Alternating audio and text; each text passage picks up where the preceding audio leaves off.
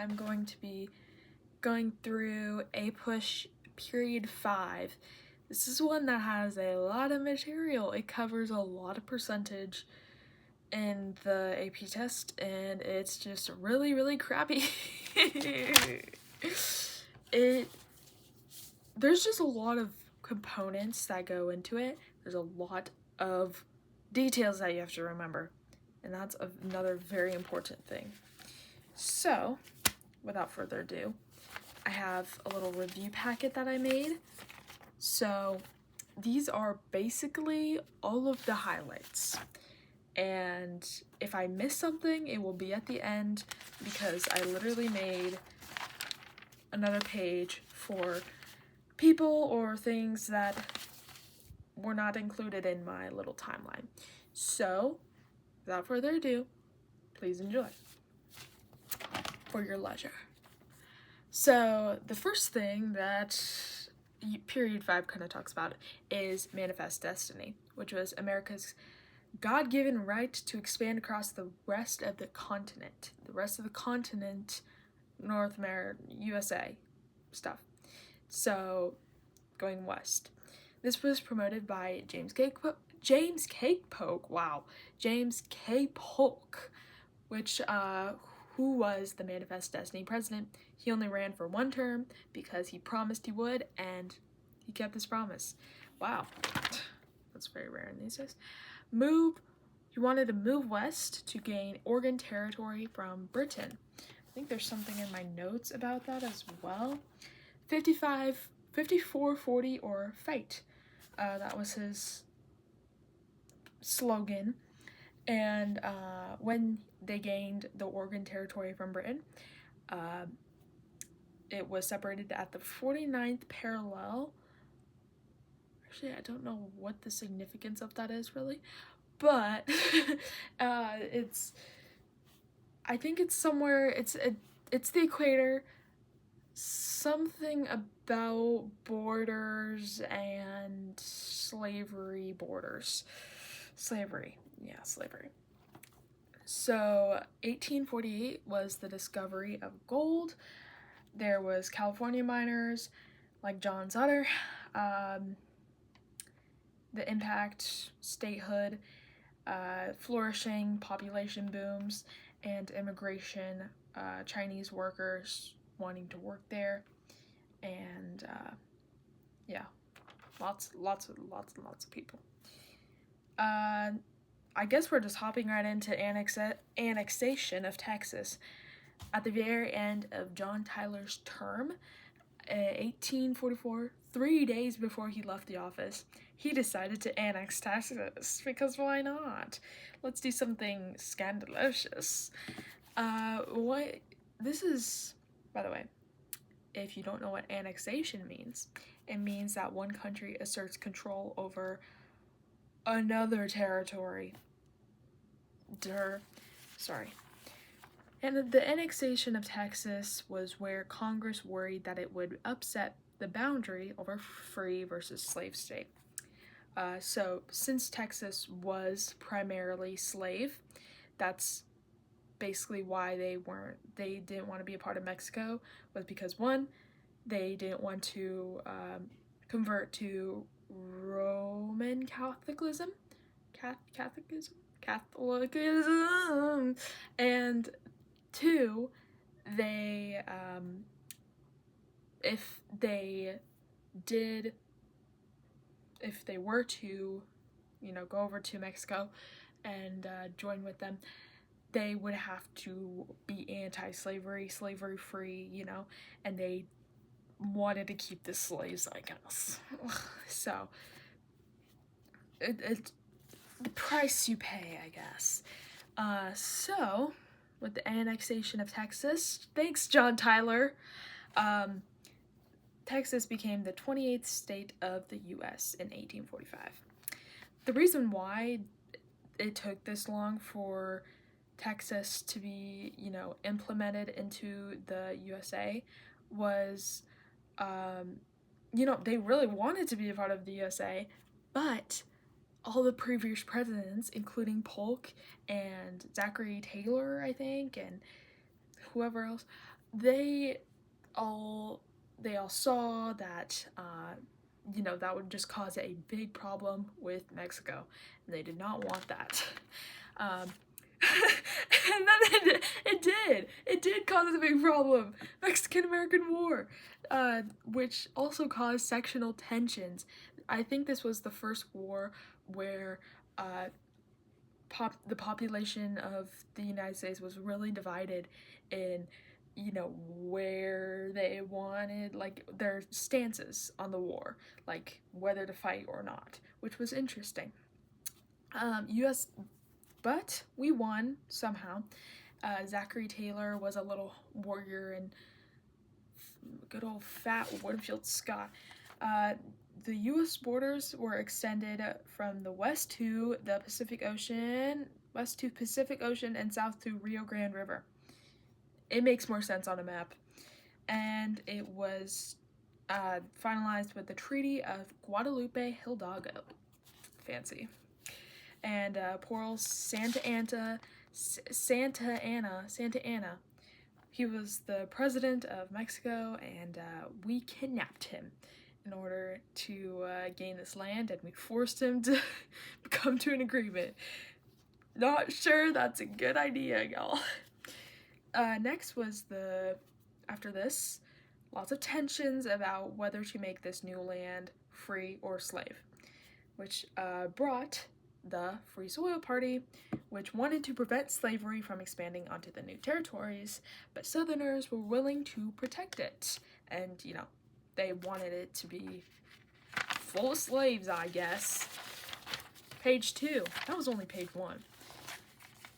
So, with all this new land, good old Henry Clay came on in for the last time, and he was like, hey, I'll do one last compromise for y'all, and then I'm out of here. I'm into the grave. So, Compromise of 1851 settled a border dispute between Texas and New Mexico, because that happens now. 2, California entered as a free state. That'll come in handy later. 3, popular sovereignty was the idea that slaves could vote for themselves whether they wanted to be free or slave. So that was also a big cause of the, spoiler alert, Civil War. 4, it banned slave trade in Washington, D.C., so no more slaves coming in, or out, I guess. And number 5, a stricter fugitive slave law, which required the return of escaped/enslaved Africans to their masters. That's crazy. 1854 was the Kansas-Nebraska Act, which put popular sovereignty into place, allowed for popular sovereignty. It basically nullified the Missouri Compromise, because the Missouri Compromise, had that line 3630, and it was like, above, all the states are free. Below, slave. And since they got to choose for themselves, it was just like, we're throwing all that out the window. So with this, Bleeding Kansas arrives, the series of violent civil confrontations in the Kansas Territory. This also led to the formation of the Republican Party, which is actually kind of interesting. And because it unified Americans who opposed the expansion of slavery into the Western territories. So, kind of similar to Free Soilers, I think Abraham Lincoln was also a Republican and a Free Soiler. I've heard some people say that, so I don't know, kind of interesting. And another person to note in this time frame was Harriet Beecher Stowe, who wrote Uncle Tom's Cabin. And basically that book showed Northerners how rough slaves had it, and really put their life into perspective for them, I guess. So that's kind of crazy. 1857 was the Dred Scott decision, which, Supreme Court declared that African Americans were not citizens and couldn't sue in court. This declared the Missouri Compromise as unconstitutional, as if it wasn't already, which is crazy. And we're moving on into slave tensions with John Brown, who led a raid on Harper's Ferry in Virginia in an attempt to arm a slave rebellion. Southerners feared that the North might resort to violence because he was such a hardcore abolitionist. They were like, all abolitionists must be like this, and now we officially hate them, and we fear they're gonna attack us. So the northern economy relied mainly on manufacturing and trade during this time, and then the south economy relied on plantation agriculture. And tariffs helped manufacturing but hurt cotton sales, which was, kind of important. A little tension there. 1860 election rolls around. Lincoln won, Abraham Lincoln, and it was split among 4 candidates. So that's probably why he won without any southern votes. South Carolina seceded shortly after, followed by 6 southern states. Jefferson Davis was the president of the Confederacy during this time. The advantages of the North in the Civil War were, 1, they had a larger population, 2, they had a navy, 3, they had access to money, which were greenbacks, and infrastructure building stuff. South sustained war effort for years because of their determination to keep slavery, and they had a better military leadership with Robert E. Lee coming in clutch. Okay, next page. A few war highlights for you. We have Fort Sumter, which was the official start to the war, Antietam, which was a Confederate loss and discouraged foreign aid.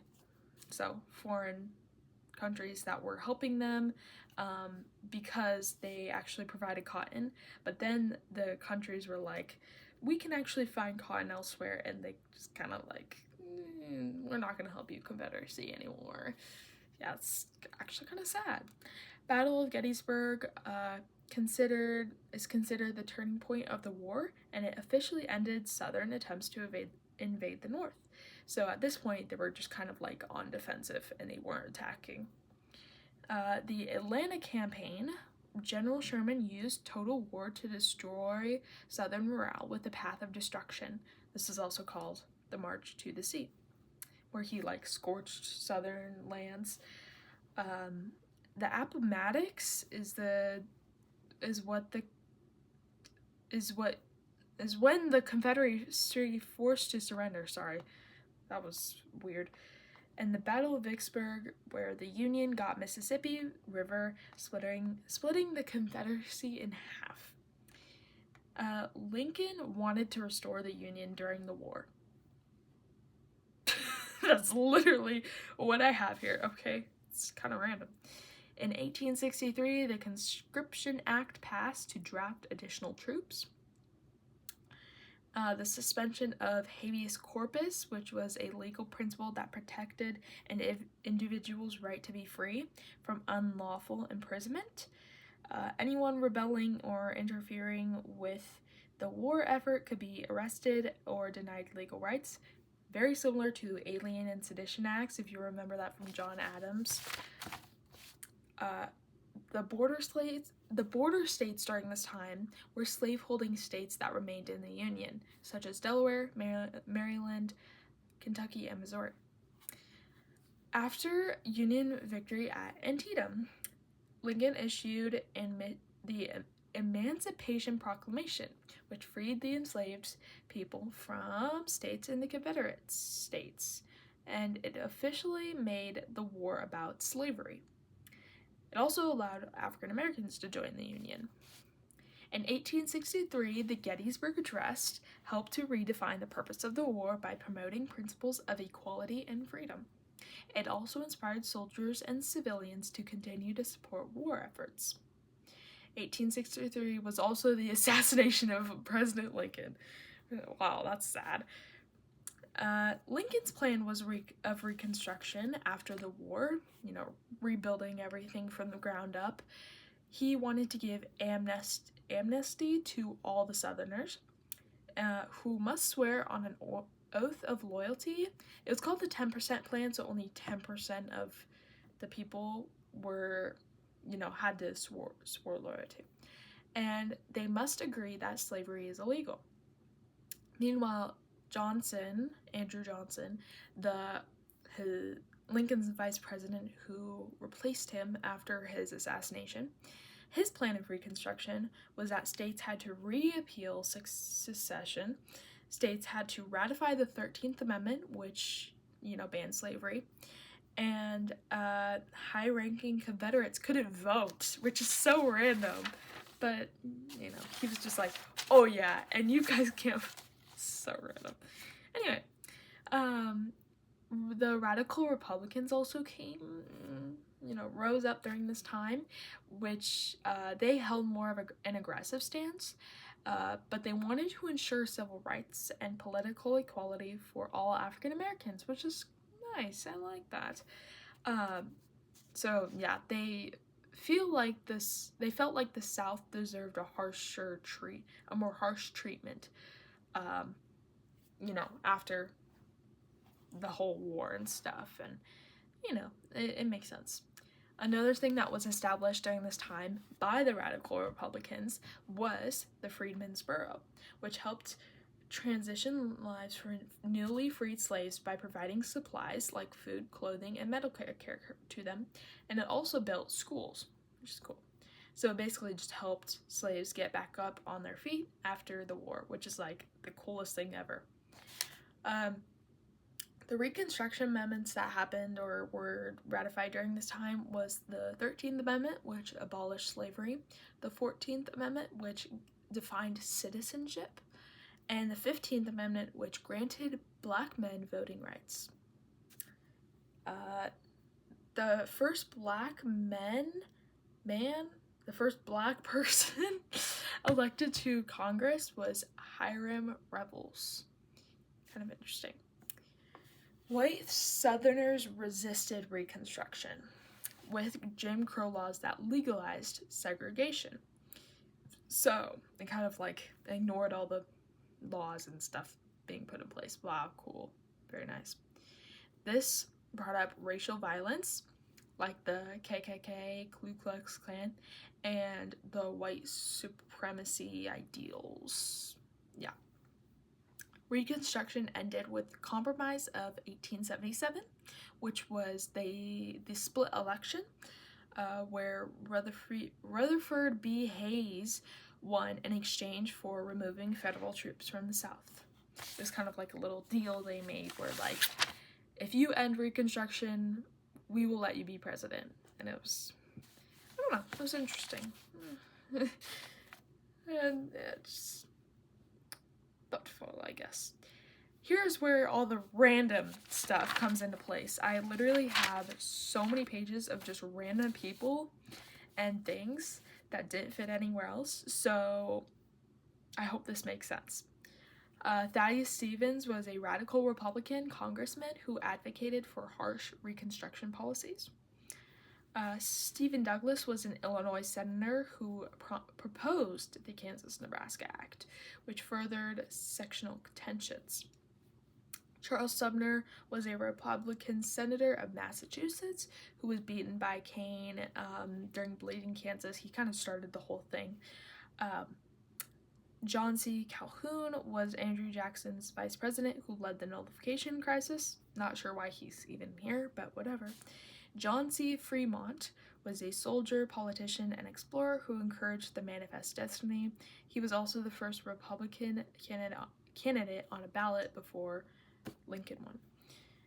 And then Sam Houston led the Texan victory at the Battle of San Juanito, securing Texas independence. He also became the first president of the Republic of Texas, which is pretty cool. The Great Migration was where 6 million African Americans moved from the rural South to urban areas in the North and West. This was from 1916 to 1970. Zachary Taylor was the 12th president, and he scored multiple victories in the Mexican-American War. Assimilation is the process of adopting language/culture of a social group. Example, how Native Americans were forced to act like, us white Americans, and they were just like forced to look like us, act like us, be taught like us. That's basically what assimilation is. Very similarly, the Indian Removal Act was where Andrew Jackson removed natives from their lands and relocated them west. They also, I think this will come later, but gave them territories, specific land plots where they had to live on, which is okay. The Wilmot Proviso was a unsuccessful proposal to ban slavery in the territory acquired from Mexico in the Mexican-American War. Very similar to free soil ideals there, but it was denied, unfortunately. John Tyler was the 10th president after William Henry Harrison died, and he also annexed Texas. The 1848 election was where Zachary Taylor, the Whig, won. The Panic of 1857 was the invention of the telegraph, where the invention of the telegraph brought the U.S. to a financial crisis over expansion of domestic economy. The Anaconda Plan was a strategy to defeat Confederacy. It was proposed by Winfield Scott, and it would cut them off and block the Mississippi River. So it was like through the river and then around to the Mississippi. The ironclads were the ships made for the Civil War. The Homestead Act allowed citizens to claim 160 acres of land in exchange for them living on it and improving it, so kind of like upkeep. George McClellan was a Union general, and he had a victory at the Battle of Antietam. I think he also ran for president once, if I'm not mistaken. The Dawes Act divided several tribal lands into individual plots. Here's where it is. And it assimilated natives into U.S. society. Sharecropping was a system where the landlord/planter allowed a tenant to use land in exchange for a share of the crop. It was kind of like new slavery, but not, because, some people couldn't pay their debts, and they ended up having to work overtime and stuff. Ida B. Wells was an African-American journalist. The Plessy versus Ferguson case was a Supreme Court case that upheld the constitutionality of racial segregation. So it basically said that segregation was legal. It was in 1896. This is kind of random. Liberia was where African Americans were given the opportunity to live and move into Africa after the slavery stuff ended, which is so random, and I just don't understand the I don't know. I mean, it makes sense, they were just trying to help and stuff, but it ended up not working out well for them. And then Booker T. Washington was an African-American educator, author, and leader. That's it. I wish you luck on your test. I think that's basically everything, it was pretty good. I mean, the only thing I'd say about Manifest Destiny is that it also, I just learned this recently, but it also encouraged, or it was also brought on after they wanted to trade with Asia, so they moved west to trade with Asia, which is, I don't know, it's kind of cool. And the Pacific Railroad Act was where, railroads were placed. The Central Pacific Railroad, which was made by the Big Four, and the Union Pacific Railroad was,